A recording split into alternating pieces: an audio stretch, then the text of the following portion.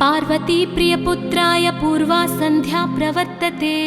उत्तिष्ठ गजराज्यास्य कर्तव्यं लोकपालनम्। उत्तिष्ठोत्तिष्ठ विघ्नेश उत्तिष्ठ गणनायक। उत्तिष्ठ गिरिजापुत्रा जगतां मङ्गलं कुरु। श्रीकाणिपाकवरसिद्धिविनायकत्वं प्रीत्याद्य जागृहि कुरु प्रियमङ्गलानि। त्रैलोक्यरक्षणकराणि महोज्ज्वलानि। श्रीमद्विनायक विभो तव सुप्रभातम्। श्रीमद्विहारपुरवास शिवात्मजात कूपोद्भवाद्भुतविलास स्वयंभुमूर्ते। श्रीदेव शङ्खलिखिताश्रितपादपद्म श्रीमद्विनायक विभो तव सुप्रभातम्। श्रीनारिकेळवनशोभितपुष्टिगात्र क्षीराभिषिक्त शुभविग्रह तत्त्वमूर्ते। दिव्याङ्गमूषिकसुवाहनमोदरूप श्रीमद्विनायक विभो तव सुप्रभातम्। श्रीकाणिपाकवरभूतलवासतुष्ट हे आदिपूज्य अरुणारुणभानुतेज। प्राचीदिशाम्बरमिदं रविकान्तिनिष्ठं श्रीमद्विनायक विभो तव सुप्रभातम्। श्रीबाहुदा शुभतरङ्गसुबाहुदत्त सुस्निग्धशीतलकणानपि सङ्गृहीत्य प्रभातवायुरिहयास्यति सेवनाय श्रीमद्विनायक विभो तव सुप्रभातम्। गौरीकराम्बुजसुलालितदिव्यवक्त्र श्रीकण्ठमानसमुदाकरमोदरूप कैलासशैलशिखरस्थितबालभानो श्रीमद्गणेश्वर विभो तव सुप्रभातम्। दूर्वाङ्कुराणि जलजानि सुपुष्पकाणि बिल्वानि पूजनविधौ च सुसज्जितानि। नित्यार्चनोत्सुकमदोत्कटवारणास्य श्रीमद्गणेश्वर विभो तव सुप्रभातम्। हृत्कूपमध्यसमुपस्थितचित्स्वरूप कूटस्थतत्त्वमिदमेव हि बोधनेन त्वामत्र भासि विदधासि समस्तशोभान् श्रीमद्गणेश्वर विभो तव सुप्रभातम्। श्रीमुद्गलाख्यमुनिसन्नुतसच्चरित्र वासिष्ठकृत्समदमुख्य ऋषीश्वरीड्या वेदोक्तदेवगणमन्त्रगणादिनाथ श्रीमद्गणेश्वर विभो तव सुप्रभातम्। ऋग्वेदकीर्तितगणाधिपज्येष्ठराज त्वं ब्रह्मणस्पतिरिति प्रकटीकृतोऽसि। आधर्वशीर्षमनुमन्त्रितदिव्यमूर्ते श्रीमद्गणेश्वर विभो तव सुप्रभातम्। ब्रह्मादिदेव परिकीर्तितवेदपाठाः त्वच्छूर्पकर्णकुहरौ प्रविशन्ति देवाः। श्रुत्याधुनैव परिपालय धर्मसङ्घान् श्रीवल्लभेश भगवन् तव सुप्रभातम्। हेरम्बलम्ब जठराद्भुतदिव्यगात्र प्रारम्भपूजनमिदं दयया गृहीत्वा सर्वाशुभानि परिणाशय सर्वपुत्र श्रीवल्लभेश भगवन् तव सुप्रभातम्। भानुदयेन न हि दृश्यति चन्द्रबिम्बं त्वत्फालदेशशशिरेव विभाति नित्यं। सत्यस्वरूपनिगमागमसन्नुताङ्घ्रे श्रीवल्लभेश भगवन् तव सुप्रभातम्। कालाग्निरुद्रसुतकालनियामकत्वं कालानुकूलफलदोऽसि कलामयोऽसि। कल्याणकारक कलाधरशेखरोऽसि श्रीवल्लभेश भगवन् तव सुप्रभातम्। उग्रस्वरूपरिपुनाशक उग्रपुत्र सौम्योऽसि सोमविनुतोऽसि प्रशान्तरूप। सर्वेश सर्वफलकारक सर्वमूर्ते श्रीवल्लभेश भगवन् तव सुप्रभातम्। दारिद्र्यदुःखभयभञ्जन दक्ष स्वामिन् तारुण्यविग्रहधनादिफलप्रदायिन् लावण्यमञ्जुलकलान्वितरञ्जितास्य हे विघ्ननाथ भगवन् तव सुप्रभातम्। गम्भीजतुष्टगणराजगकार पूज्य गान्धर्वगानपरिवर्तितनादमूर्ते गाङ्गेयगण्यगणिताधिककलास्वरूप श्रीमद्विनायक विभो तव सुप्रभातम्। मूलादिचक्रनिलयोच्युतयोगमूर्ते त्वामादिदेवमनुचिन्त्य तरन्ति भक्ताः रागादिदोषपरिहारकवेदवेद्या हे विघ्ननाथ भगवन् तव सुप्रभातम्। लक्ष्म्यादिशक्तियुतशक्तिगणेश्वरोऽसि दिव्याक्षरोऽसि शुभमन्त्रविराजितोऽसि तन्त्रादिभिर्नुतनतेष्टतवल्लभेश हे विघ्ननाथ भगवन् तव सुप्रभातम्। नागोपवीतधरनाथ विनोदचित्त नागास्य नाशित महाघनतानुरक्त आनन्दतुन्दिलतनो बहिरान्तरस्थ हे विघ्ननाथ भगवन् तव सुप्रभातम्। भद्रे भवक्त्र नवभद्रद भद्रतेज रुद्रप्रियात्मज मदद्रव शक्तियुक्त आद्रीशजा मधुरवत्सलता निधान हे विघ्ननाथ भगवन् तव सुप्रभातम्। सर्वार्थसिद्धिफलदायक बुद्धिदायिन् विघ्नात्रिवज्रपरिपूज्य चतुर्थी काले भद्रं पदं दिशसि भक्तगणार्थितोऽसि हे विघ्ननाथ भगवन् तव सुप्रभातम्। बालादिभव्य बहुरूपधरोऽसि देव चिन्तामणिस्त्वमसि सर्वफलप्रदोऽसि त्वन्नाम दिव्यमणिरस्ति जगद्धिताय हे विघ्ननाथ भगवन् तव सुप्रभातम्।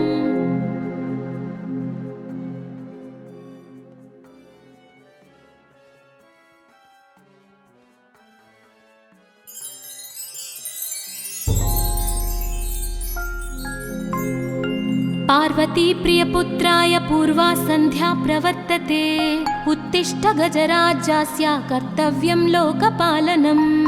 उत्तिष्ठोत्तिष्ठ विघ्नेश उत्तिष्ठ गणनायक उत्तिष्ठ गिरिजापुत्रा जगतां मङ्गलं कुरु। श्रीकाणिपाकवरसिद्धिविनायकत्वं प्रीत्याद्य जागृहि कुरु प्रियमङ्गलानि त्रैलोक्यरक्षणकराणि महोज्ज्वलानि श्रीमद्विनायक विभो तव सुप्रभातम्। श्रीमद्विहारपुरवास शिवात्मजात कूपोद्भवाद्भुतविलास स्वयंभुमूर्ते श्रीदेव शङ्खलिखिताश्रितपादपद्म श्रीमद्विनायक विभो तव सुप्रभातम्। श्रीनारिकेळवनशोभितपुष्टिगात्र क्षीराभिषिक्त शुभविग्रह तत्त्वमूर्ते दिव्याङ्गमूषिकसुवाहनमोदरूप श्रीमद्विनायक विभो तव सुप्रभातम्।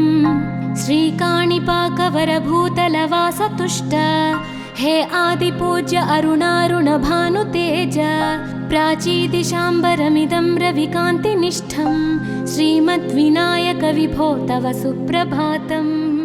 श्रीबाहुदा शुभतरङ्ग सुबाहुदत्त सुस्निग्धशीतलकणानपि सङ्गृहीत्य प्रभातवायुरिहयास्यति सेवनाय श्रीमद्विनायक विभो तव सुप्रभातम्। गौरीकराम्बुजसुलालित दिव्यवक्त्र श्रीकण्ठमानसमुदाकरमोदरूप कैलासशैलशिखरस्थित बालभानो श्रीमद्गणेश्वर विभो तव सुप्रभातम्। दूर्वाङ्कुराणि जलजानि सुपुष्पकाणि बिल्वानि पूजनविधौ च सुसज्जितानि नित्यार्चनोत्सुकमदोत्कटवारणास्य श्रीमद्गणेश्वर विभो तव सुप्रभातम्। हृत्कूपमध्य समुपस्थितचित्स्वरूप कूटस्थतत्त्वमिदमेव हि बोधनेन त्वामत्र भासि विदधासि समस्तशोभान् श्रीमद्गणेश्वर विभो तव सुप्रभातम्। श्रीमुद्गलाख्यमुनिसन्नुत सच्चरित्र वासिष्ठगृत्समदमुख्य ऋषीश्वरीड्या वेदोक्तदेवगणमन्त्रगणादिनाथ श्रीमद्गणेश्वर विभो तव सुप्रभातम्। ऋग्वेदकीर्तितगणाधिपज्येष्ठराज त्वं ब्रह्मणस्पतिरिति प्रकटीकृतोऽसि आधर्वशीर्षमनुमन्त्रित दिव्यमूर्ते श्रीमद्गणेश्वर विभो तव सुप्रभातम्। ब्रह्मादिदेव परिकीर्तितवेदपाठाः त्वच्छूर्पकर्णकुहरौ प्रविशन्ति देवाः श्रुत्याधुनैव परिपालय धर्मसङ्घान् श्रीवल्लभेश भगवन् तव सुप्रभातम्।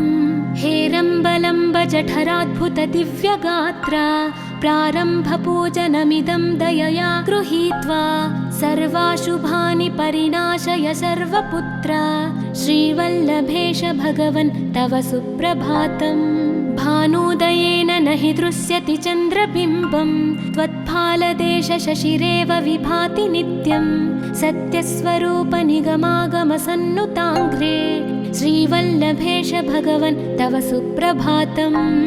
कालाग्निरुद्रसुतकालनियामकत्वं कालानुकूलफलदोऽसि कलामयोऽसि कल्याणकारक कलाधर शेखरोऽसि श्रीवल्लभेश भगवन् तव सुप्रभातम्।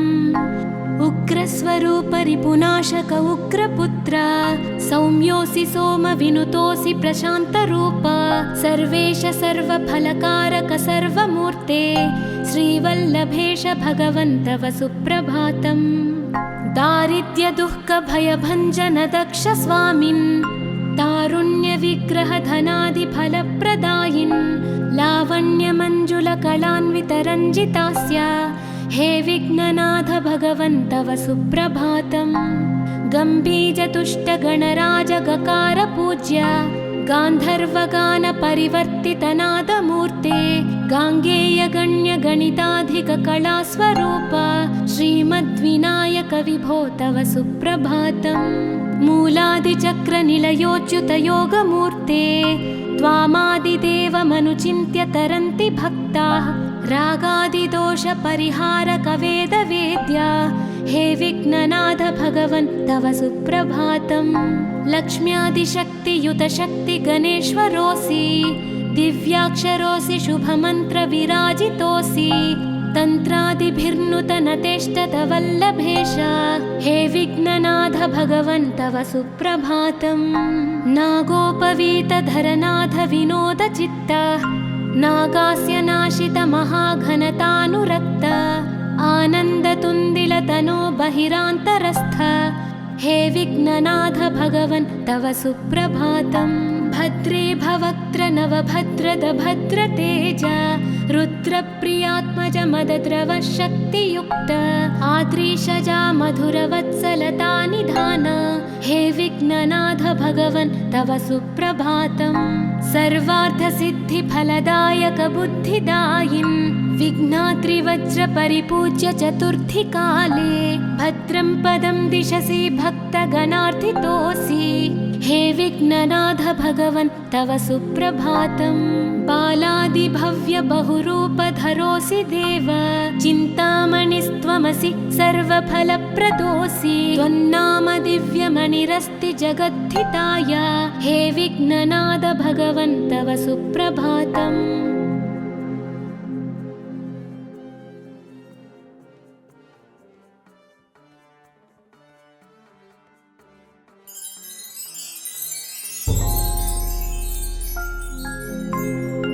पार्वती प्रियपुत्राय पूर्वा सन्ध्या प्रवर्तते उत्तिष्ठ गजराज्यस्य कर्तव्यं लोकपालनम्। उत्तिष्ठोत्तिष्ठ विघ्नेश उत्तिष्ठ गणनायक उत्तिष्ठ गिरिजापुत्रा जगतां मङ्गलं कुरु। श्रीकाणिपाकवरसिद्धिविनायकत्वं प्रीत्याद्यजागृहि कुरु प्रियमङ्गलानि त्रैलोक्यरक्षणकराणि महोज्ज्वलानि श्रीमद्विनायक विभो तव सुप्रभातम्। श्रीमद्विहारपुरवास शिवात्मजात कूपोद्भवाद्भुतविलास स्वयंभुमूर्ते श्रीदेव शङ्खलिखिताश्रितपादपद्म श्रीमद्विनायक विभो तव सुप्रभातम्। श्रीनारिकेळवनशोभितपुष्टिगात्र क्षीराभिषिक्त शुभविग्रह तत्त्वमूर्ते दिव्याङ्गमूषिकसुवाहनमोदरूप श्रीमद्विनायक विभो तव सुप्रभातम्। श्रीकाणिपाकवरभूतलवासतुष्ट हे आदिपूज्य अरुणारुणभानुतेज प्राचीदिशाम्बरमिदं रविकान्तिनिष्ठं श्रीमद्विनायक विभो तव सुप्रभातम्।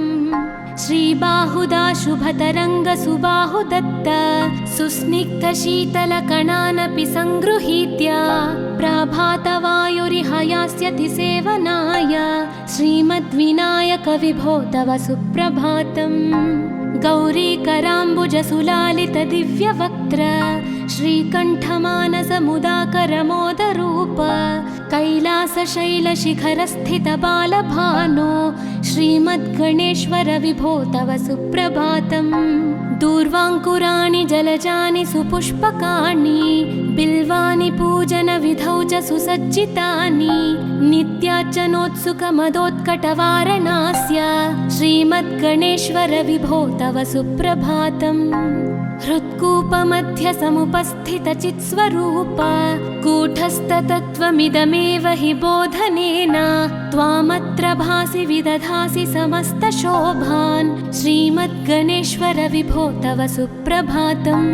श्रीमुद्गलाख्यमुनिसन्नुतसच्चरित्र वासिष्ठकृत्समदमुख्य ऋषीश्वरीत्या वेदोक्तदेवगणमन्त्रगणादिनाथ श्रीमद्गणेश्वर विभो तव सुप्रभातम्।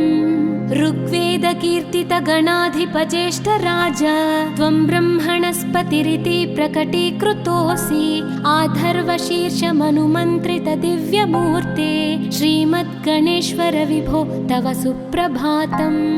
ब्रह्मादिदेव परिकीर्तितवेदपाठाः त्वच्छूर्पकर्णकुहरौ प्रविशन्ति देवाः श्रुत्याधुनैव परिपालय धर्मसङ्घान् श्रीवल्लभेश भगवन् तव सुप्रभातम्।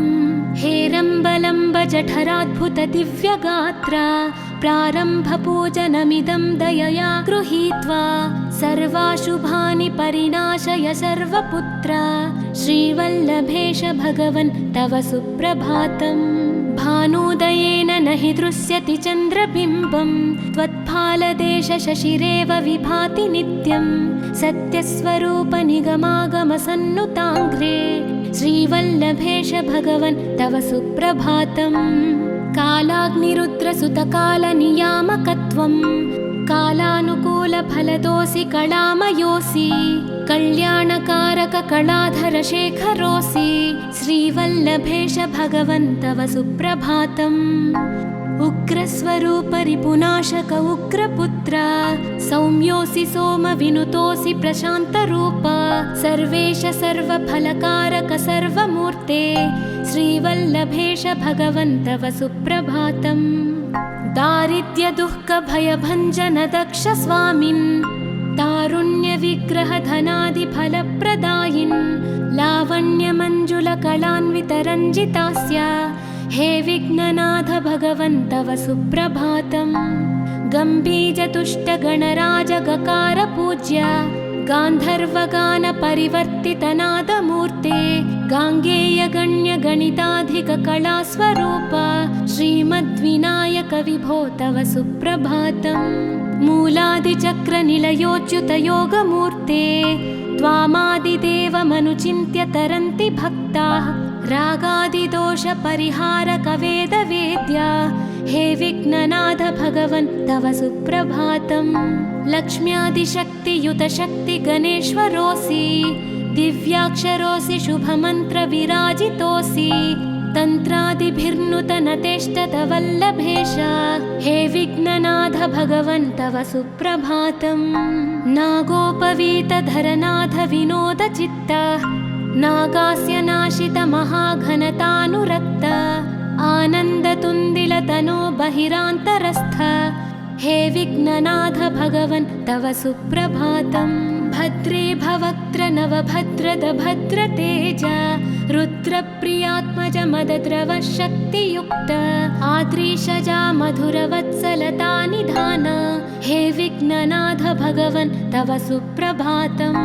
सर्वार्थसिद्धिफलदायक बुद्धिदायिन् विघ्नात्रिवज्रपरिपूज्य चतुर्थी काले भद्रं पदं दिशसि भक्तगणार्थितोऽसि हे विघ्ननाथ भगवन् तव सुप्रभातम्। बालादिभव्य बहुरूपधरोऽसि देव, चिन्तामणिस्त्वमसि सर्वफलप्रदोऽसि। त्वन्नाम दिव्यमणिरस्ति जगद्धिताय, हे विघ्ननाथ भगवन् तव सुप्रभातम्।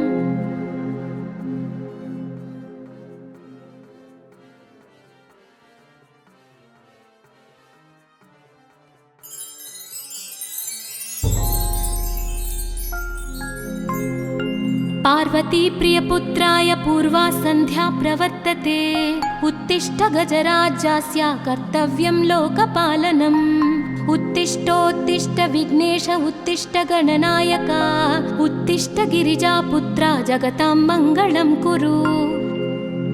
श्रीकाणिपाकवरसिद्धिविनायकत्वं प्रीत्याद्य जागृहि कुरु प्रियमङ्गलानि। त्रैलोक्यरक्षणकराणि महोज्ज्वलानि, श्रीमद्विनायक विभो तव सुप्रभातम्। श्रीमद्विहारपुरवास शिवात्मजाता, कूपोद्भवाद्भुतविलास स्वयंभुमूर्ते। श्रीदेव शङ्खलिखिताश्रितपादपद्मा, श्रीमद्विनायक विभो तव सुप्रभातम्। श्रीनारिकेळवनशोभितपुष्टिगात्रा, क्षीराभिषिक्तशुभविग्रहतत्त्वमूर्ते। दिव्याङ्गमूषिकसुवाहनमोदरूपा, श्रीमद्विनायक विभो तव सुप्रभातम्। श्रीकाणिपाकवरभूतलवासतुष्ट, हे आदिपूज्य अरुणारुणभानुतेज। प्राचीदिशाम्बरमिदं रविकान्तिनिष्ठं, श्रीमद्विनायक विभो तव सुप्रभातम्। श्रीबाहुदा शुभतरङ्गसुबाहुदत्त, सुस्निग्धशीतलकणानपि सङ्गृहीत्य।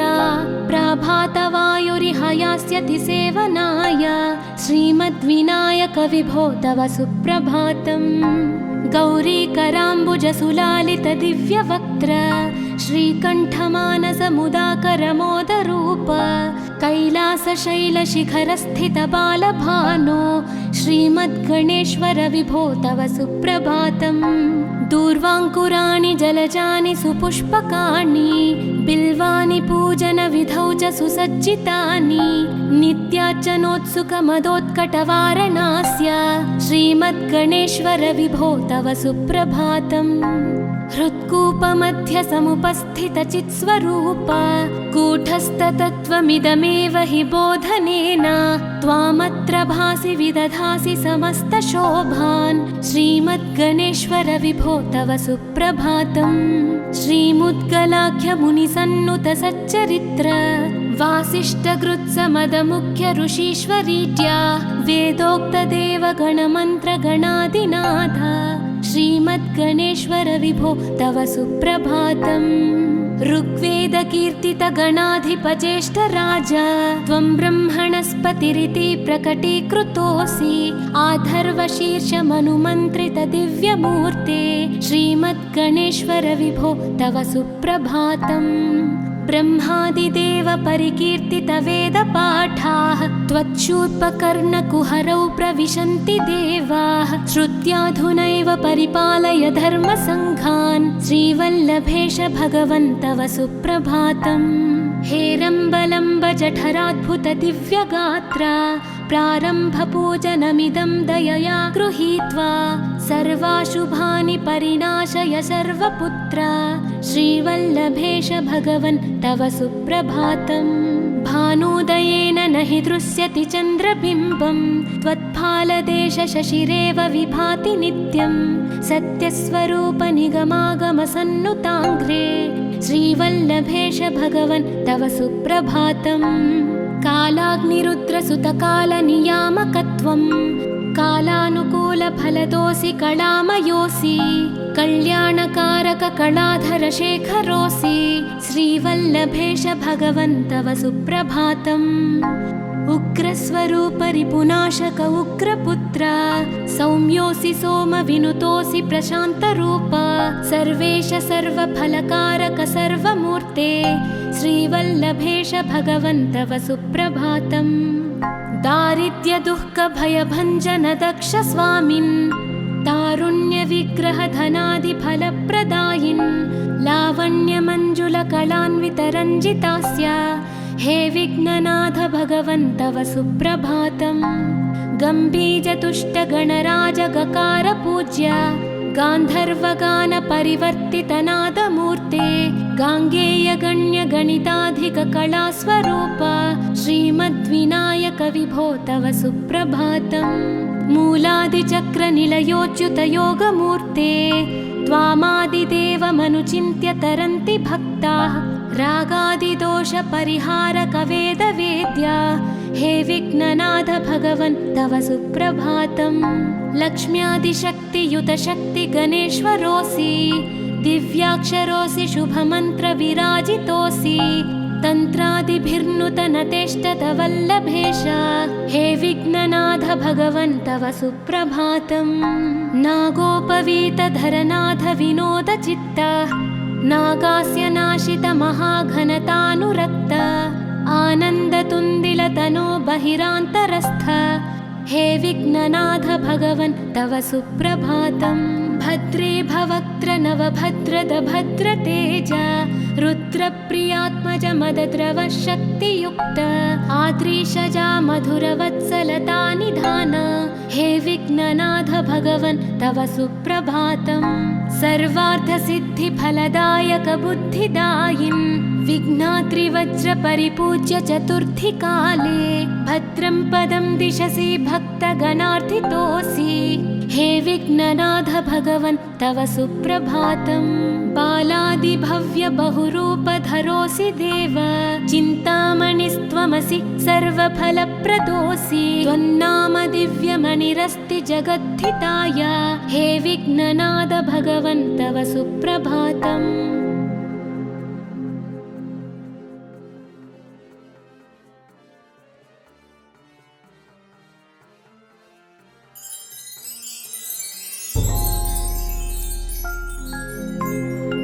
पार्वती प्रियपुत्राय पूर्वा सन्ध्या प्रवर्तते उत्तिष्ठ गजराज्यस्य कर्तव्यं लोकपालनम्।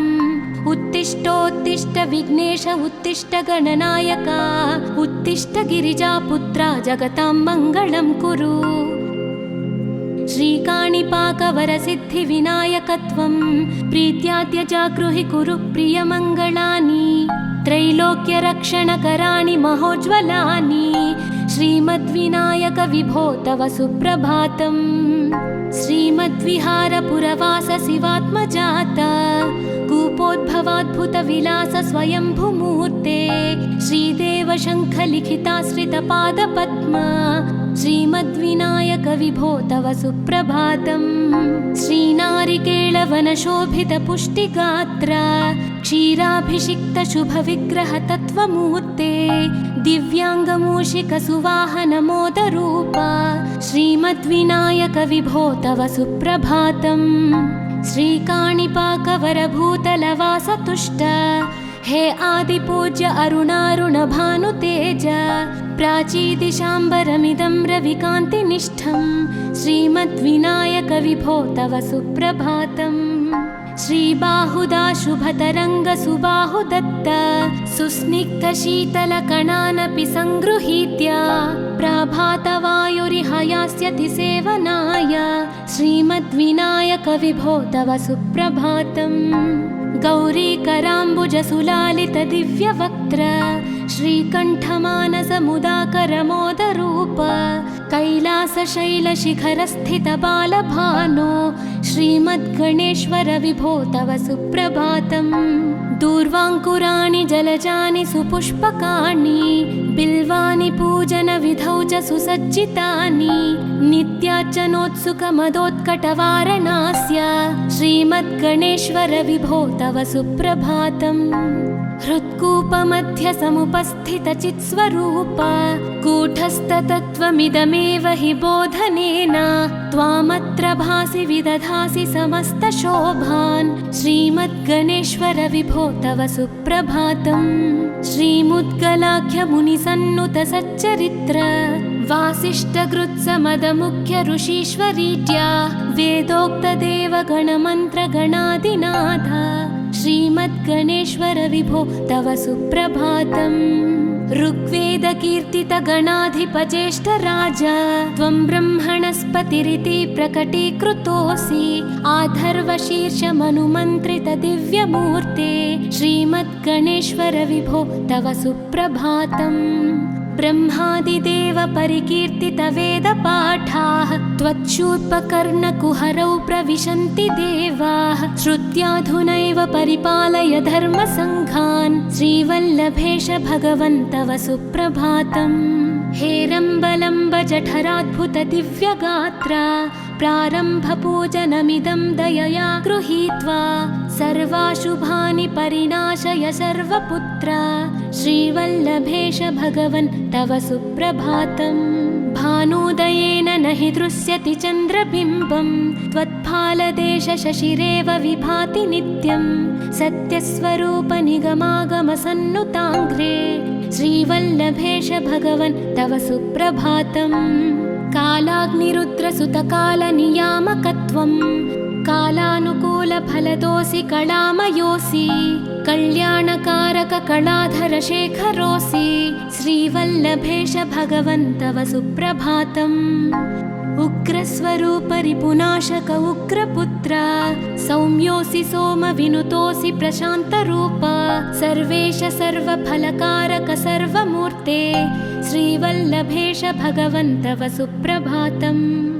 दारिद्र्यदुःखभयभञ्जन दक्ष स्वामिन् तारुण्यविग्रहधनादिफलप्रदायिन् लावण्यमञ्जुलकलान्वितरञ्जितास्य हे विघ्ननाथ भगवन् तव सुप्रभातम्।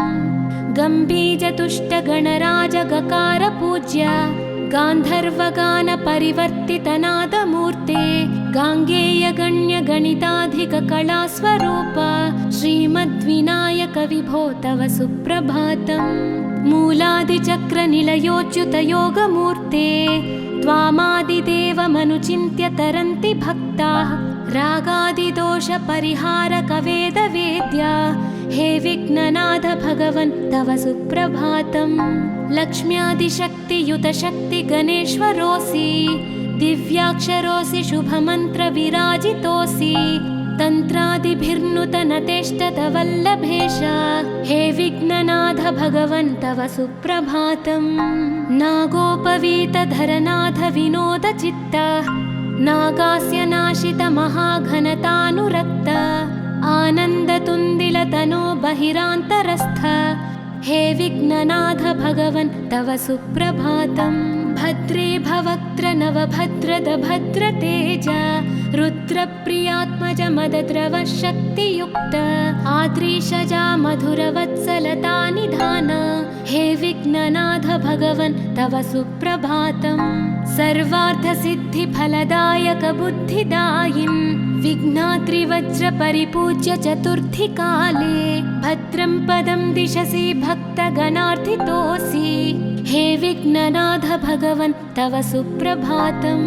बालादिभव्य बहुरूपधरोऽसि देव चिन्तामणिस्त्वमसि सर्वफलप्रदोऽसि। त्वन्नाम दिव्यमणिरस्ति जगद्धिताय हे विघ्ननाथ भगवन् तव सुप्रभातम्।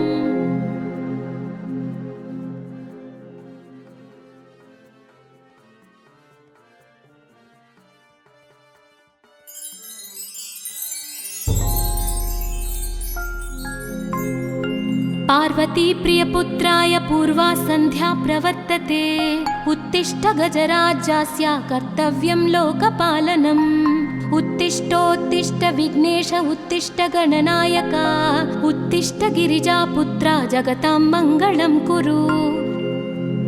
श्रीकाणिपाकवरसिद्धिविनायकत्वं प्रीत्याद्य जागृहि कुरु प्रियमङ्गलानि। त्रैलोक्यरक्षणकराणि महोज्ज्वलानि श्रीमद्विनायक विभो तव सुप्रभातम्। श्रीमद्विहारपुरवास शिवात्मजाता कूपोद्भवाद्भुतविलास स्वयंभुमूर्ते श्रीदेव शङ्खलिखिताश्रितपादपद्मा श्रीमद्विनायक विभो तव सुप्रभातम्।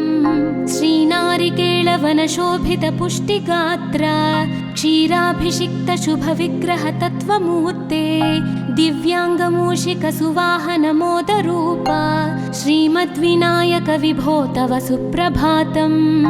श्रीकाणिपाकवरभूतलवासतुष्ट हे आदिपूज्य अरुणारुणभानुतेज प्राचीदिशाम्बरमिदं रविकान्तिनिष्ठं श्रीमद्विनायक विभो तव सुप्रभातम्। श्रीबाहुदा शुभतरङ्गसुबाहुदत्त सुस्निग्धशीतलकणानपि सङ्गृहीत्य प्रभातवायुरिह यास्यति सेवनाय श्रीमद्विनायक विभो तव सुप्रभातम्। गौरीकराम्बुजसुलालितदिव्यवक्त्र श्रीकण्ठमानसमुदाकरमोदरूप कैलासशैलशिखरस्थितबालभानो श्रीमद्गणेश्वर विभो तव सुप्रभातम्। दूर्वाङ्कुराणि जलजानि सुपुष्पकाणि बिल्वानि पूजनविधौ च सुसज्जितानि नित्यार्चनोत्सुकमदोत्कटवारणास्य श्रीमद्गणेश्वर विभो तव सुप्रभातम्। हृत्कूपमध्यसमुपस्थितचित्स्वरूप कूटस्थतत्त्वमिदमेव हि बोधनेन त्वामत्र भासि विदधासि समस्तशोभान् श्रीमद्गणेश्वर विभो तव सुप्रभातम्। श्रीमुद्गलाख्यमुनिसन्नुतसच्चरित्र वासिष्ठकृत्समदमुख्य ऋषीश्वरीट्या वेदोक्तदेवगणमन्त्रगणादिनाथ श्रीमद्गणेश्वर विभो तव सुप्रभातम्। ऋग्वेदकीर्तितगणाधिपज्येष्ठराज त्वं ब्रह्मणस्पतिरिति प्रकटीकृतोऽसि आधर्वशीर्षमनुमन्त्रितदिव्यमूर्ते श्रीमद्गणेश्वर विभो तव सुप्रभातम्। ब्रह्मादिदेव परिकीर्तितवेदपाठाः त्वच्छूर्पकर्णकुहरौ प्रविशन्ति देवाः श्रुत्याधुनैव परिपालय धर्मसङ्घान् श्रीवल्लभेश भगवन् तव सुप्रभातम्। हेरम्बलम्ब जठराद्भुतदिव्यगात्र प्रारम्भपूजनमिदं दयया गृहीत्वा सर्वाशुभानि परिणाशय सर्वपुत्र श्रीवल्लभेश भगवन् तव सुप्रभातम्। भानुदयेन न हि दृश्यति चन्द्रबिम्बं त्वत्फालदेशशशिरेव विभाति नित्यं सत्यस्वरूपनिगमागमसन्नुताङ्घ्रे श्रीवल्लभेश भगवन् तव सुप्रभातम्। कालाग्निरुद्रसुतकालनियामकत्वं कालानुकूलफलदोऽसि कलामयोऽसि कल्याणकारककलाधरशेखरोऽसि श्रीवल्लभेश भगवन् तव सुप्रभातम्। उग्रस्वरूपरिपुनाशक उग्रपुत्र सौम्योऽसि सोमविनुतोऽसि प्रशान्तरूप सर्वेश सर्वफलकारक सर्वमूर्ते श्रीवल्लभेश भगवन् तव सुप्रभातम्।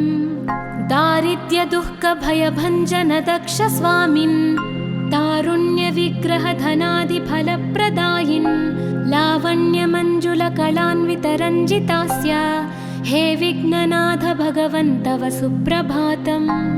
गम्भीजतुष्टगणराजगकार पूज्य गान्धर्वगानपरिवर्तितनादमूर्ते गाङ्गेयगण्यगणिताधिककलास्वरूप श्रीमद्विनायक विभो तव सुप्रभातम्।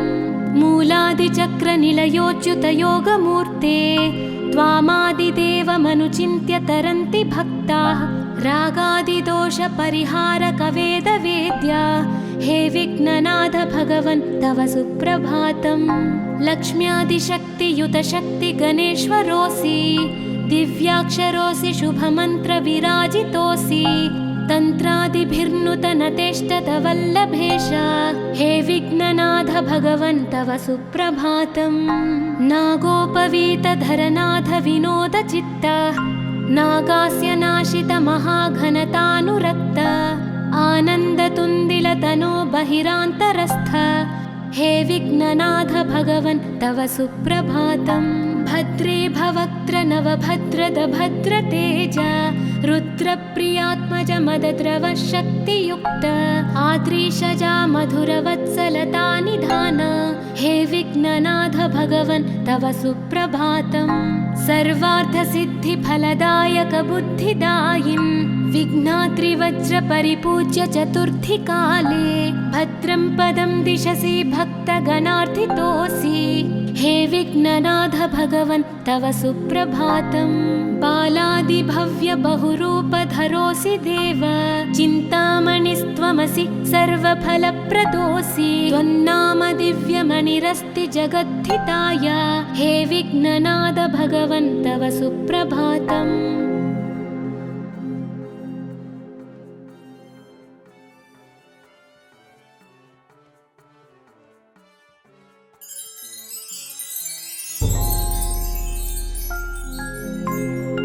पार्वती प्रियपुत्राय पूर्वा सन्ध्या प्रवर्तते उत्तिष्ठ गजराज्यस्य कर्तव्यं लोकपालनम् उत्तिष्ठोत्तिष्ठ विघ्नेश उत्तिष्ठ गणनायक उत्तिष्ठ गिरिजापुत्रा जगतां मङ्गलं कुरु श्रीकाणिपाकवरसिद्धिविनायकत्वं प्रीत्याद्य जागृहि कुरु प्रियमङ्गलानि त्रैलोक्यरक्षणकराणि महोज्ज्वलानि श्रीमद्विनायक विभो तव सुप्रभातम् श्रीमद्विहारपुरवास शिवात्मजात कूपोद्भवाद्भुतविलास स्वयंभुमूर्ते श्रीदेव शङ्खलिखिताश्रितपादपद्मा श्रीमद्विनायक विभो तव सुप्रभातम् श्रीनारिकेळवनशोभितपुष्टिगात्र क्षीराभिषिक्त शुभविग्रह तत्त्वमूर्ते दिव्याङ्गमूषिकसुवाहनमोदरूप श्रीमद्विनायक विभो तव सुप्रभातम् श्रीकाणिपाकवरभूतलवासतुष्ट हे आदिपूज्य अरुणारुणभानुतेज प्राचीदिशाम्बरमिदं रविकान्तिनिष्ठं श्रीमद्विनायक विभो तव सुप्रभातम् श्रीबाहुदा शुभतरङ्गसुबाहुदत्त सुस्निग्धशीतलकणानपि सङ्गृहीत्य प्रभातवायुरिहयास्यति सेवनाय श्रीमद्विनायक विभो तव सुप्रभातम् गौरीकराम्बुजसुलालित दिव्यवक्त्र श्रीकण्ठमानसमुदाकरमोदरूप कैलासशैलशिखरस्थित बालभानो श्रीमद्गणेश्वर विभो तव सुप्रभातम् दूर्वाङ्कुराणि जलजानि सुपुष्पकाणि बिल्वानि पूजनविधौ च सुसज्जितानि नित्यार्चनोत्सुकमदोत्कटवारणास्य श्रीमद्गणेश्वर विभो तव सुप्रभातम् हृत्कूपमध्य समुपस्थितचित्स्वरूप कूटस्थतत्त्वमिदमेव हि बोधनेन त्वामत्र भासि विदधासि समस्तशोभान् श्रीमद्गणेश्वर विभो तव सुप्रभातम् श्रीमुद्गलाख्यमुनिसन्नुत सच्चरित्र वासिष्ठगृत्समदमुख्य ऋषीश्वरीड्या वेदोक्तदेवगणमन्त्रगणादिनाथ श्रीमद्गणेश्वर विभो तव सुप्रभातम् ऋग्वेदकीर्तितगणाधिपज्येष्ठराज त्वं ब्रह्मणस्पतिरिति प्रकटीकृतोऽसि आधर्वशीर्षमनुमन्त्रित दिव्यमूर्ते श्रीमद्गणेश्वर विभो तव सुप्रभातम्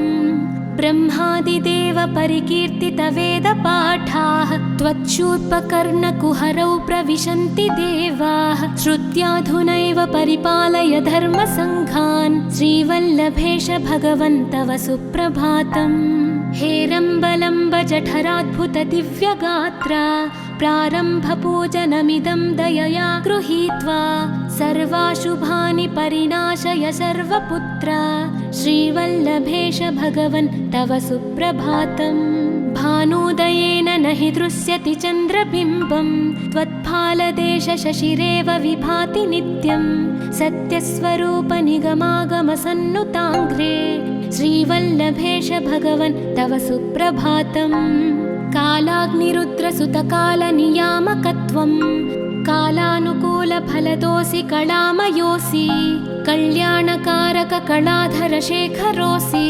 श्रीवल्लभेश भगवन् तव सुप्रभातम्। उग्रस्वरूपरिपुनाशक उग्रपुत्र सौम्योऽसि सोमविनुतोऽसि प्रशान्तरूप सर्वेश सर्वफलकारक सर्वमूर्ते श्रीवल्लभेश भगवन् तव सुप्रभातम्। दारिद्र्यदुःखभयभञ्जन दक्ष स्वामिन् तारुण्यविग्रहधनादिफलप्रदायिन् लावण्यमञ्जुलकलान्वितरञ्जितास्य हे विघ्ननाथ भगवन् तव सुप्रभातम्। गम्भीरतुष्टगणराजगकार पूज्य गान्धर्वगानपरिवर्तितनादमूर्ते गाङ्गेयगण्यगणिताधिककलास्वरूप श्रीमद्विनायक विभो तव सुप्रभातम्। मूलादिचक्रनिलयोच्युतयोगमूर्ते त्वामादिदेवमनुचिन्त्य तरन्ति भक्ताः रागादिदोषपरिहारकवेदवेद्य हे विघ्ननाथ भगवन् तव सुप्रभातम्। लक्ष्म्यादिशक्तियुतशक्तिगणेश्वरोऽसि दिव्याक्षरोऽसि शुभमन्त्रविराजितोऽसि तन्त्रादिभिर्नुतनतेष्टतवल्लभेश हे विघ्ननाथ भगवन् तव सुप्रभातम्। नागोपवीतधरनाथ विनोदचित्त नागास्य नाशित महाघनतानुरक्त आनन्दतुन्दिलतनो बहिरान्तरस्थ हे विघ्ननाथ भगवन् तव सुप्रभातम्।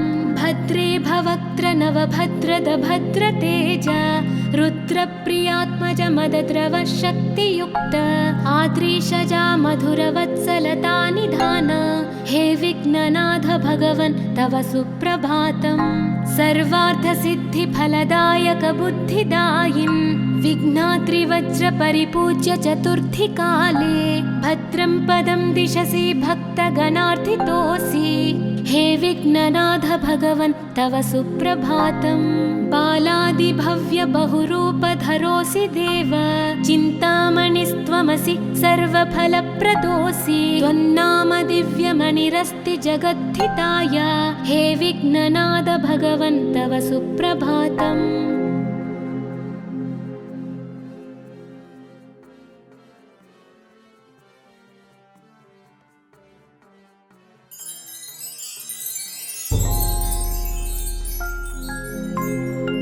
पार्वती प्रियपुत्राय पूर्वा सन्ध्या प्रवर्तते उत्तिष्ठ गजराज्यस्य कर्तव्यं लोकपालनम्। उत्तिष्ठोत्तिष्ठ विघ्नेश उत्तिष्ठ गणनायक उत्तिष्ठ गिरिजापुत्रा जगतां मङ्गलं कुरु।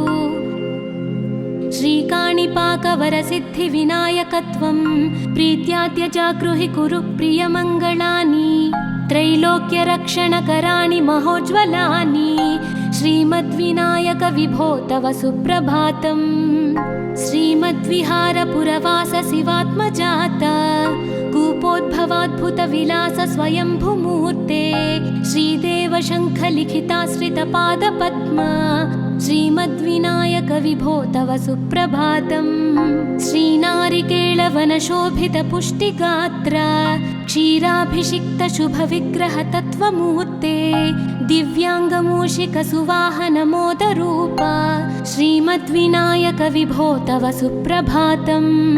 श्रीकाणिपाकवरभूतलवासतुष्ट हे आदिपूज्य अरुणारुणभानुतेज प्राचीदिशाम्बरमिदं रविकान्तिनिष्ठं श्रीमद्विनायक विभो तव सुप्रभातम्।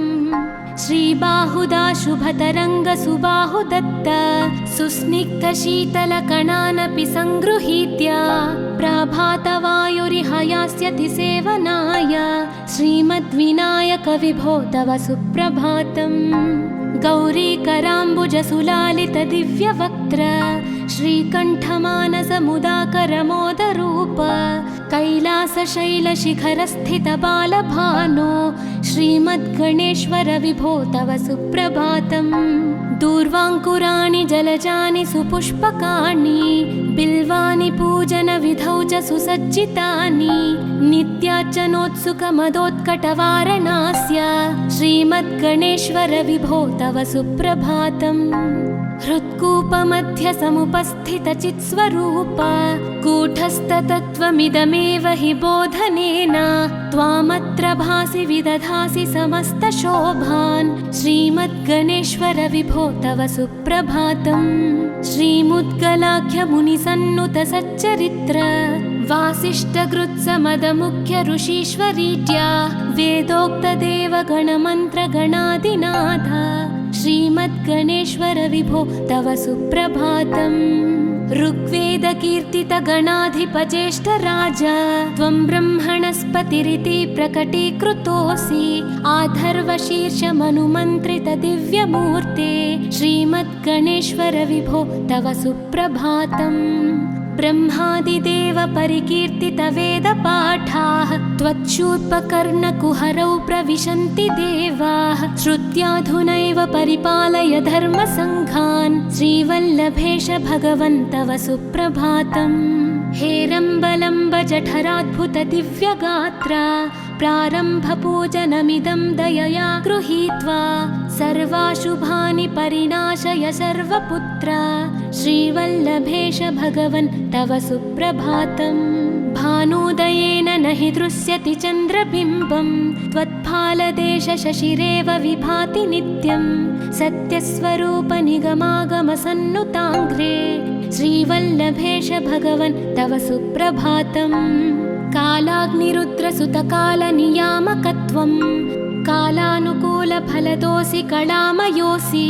कल्याणकारक कलाधरशेखरोऽसि श्रीवल्लभेश भगवन् तव सुप्रभातम् उग्रस्वरूप रिपुनाशक उग्रपुत्र सौम्योऽसि सोमविनुतोऽसि प्रशान्तरूप सर्वेश सर्वफलकारक सर्वमूर्ते श्रीवल्लभेश भगवन् तव सुप्रभातम् दारिद्र्यदुःखभयभञ्जन दक्ष स्वामिन् तारुण्यविग्रहधनादिफलप्रदायिन् लावण्यमञ्जुलकलान्वितरञ्जितास्य हे विघ्ननाथ भगवन् तव सुप्रभातम् गम्भीजतुष्टगणराजगकार पूज्य गान्धर्वगानपरिवर्तितनादमूर्ते गाङ्गेयगण्यगणिताधिककलास्वरूप श्रीमद्विनायक विभो तव सुप्रभातम् मूलादिचक्रनिलयोच्युतयोगमूर्ते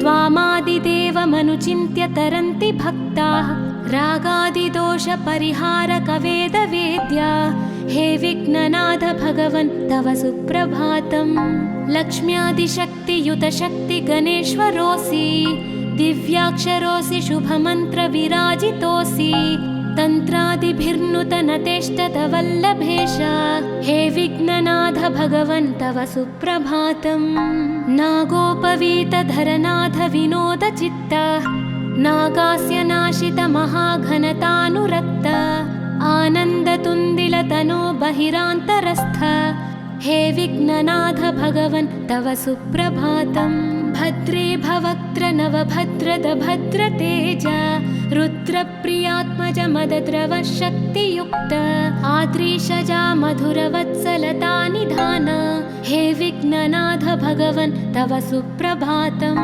सर्वार्थसिद्धिफलदायक बुद्धिदायिन् विघ्नात्रिवज्रपरिपूज्य चतुर्थीकाले भद्रं पदं दिशसि भक्तगणार्थितोऽसि हे विघ्ननाथ भगवन् तव सुप्रभातम् बालादिभव्य बहुरूपधरोऽसि देव चिन्तामणिस्त्वमसि सर्वफलप्रदोऽसि त्वन्नाम दिव्यमणिरस्ति जगद्धिताय हे विघ्ननाथ भगवन् तव सुप्रभातम्